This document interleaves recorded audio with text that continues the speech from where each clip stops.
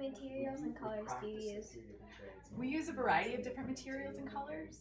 We use silk, linen, cotton, and wool. Those are our main fabrics.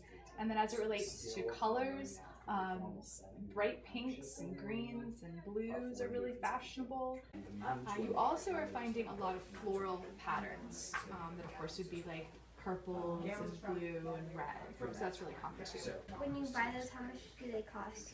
It depends on the quality, and it also depends on how fashionable they are. A really elaborate floral pattern is going to be like 20 shillings for 1 yard of fabric, or you could buy a really cheap printed cotton that might be only like 2 shillings per yard.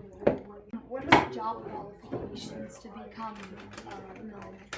Probably the first thing that we need to be able to do is work well with our needle. So that means that we know how to sew before we become a milliner's apprentice.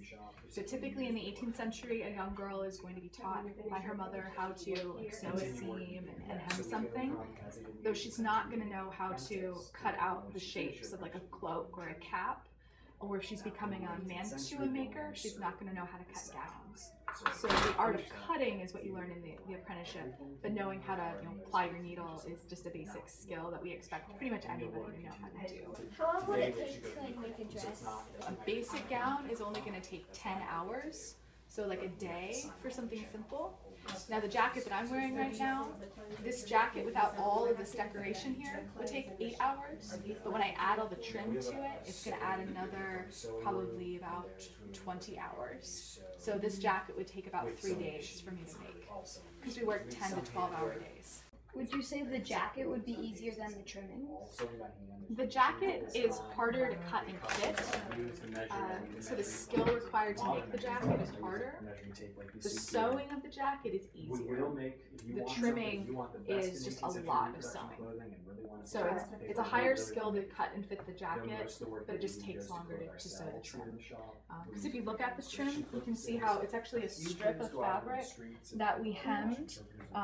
We had a lot of this, and then it's individually pleated, and then each of those pleats are stitched down. So there's just a lot of work that goes in just to that piece. Yeah.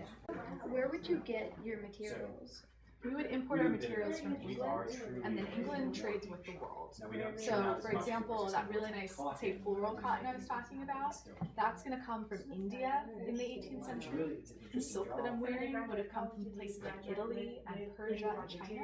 The linen primarily comes from Europe. Ireland is really well known for their linen production, as is Russia. And then let's see here, the wool primarily comes from England. It's a huge part of their economy. And then from Spain. So what kind of clients do you have, like rich ones or just like anyone really? Honestly, anybody. We see very affluent people coming into our shops, but we also see regular people. So we're going to see like a lot of average farmers, a lot of average tradesmen. We're also going to see enslaved individuals, as well as servants, as well as people you would consider Virginia gentry. So what would be like a normal cost? A basic gown, it's 2.5 shillings to buy my labor to make it, and then like a simple fabric might be like 2 shillings a yard, and you need 4 yards of fabric for that gown, so that's 8 shillings. Could you just take a guess how many different things you make in here? Dresses or accessories or hats? Oh, there's a lot. There's a lot. I make caps and aprons and elbow ruffles and tippets and tuckers. I make muffs. I make men's shirts. I make their wig bags. I make their neck stocks. I trim their hats. I make ladies' bonnets.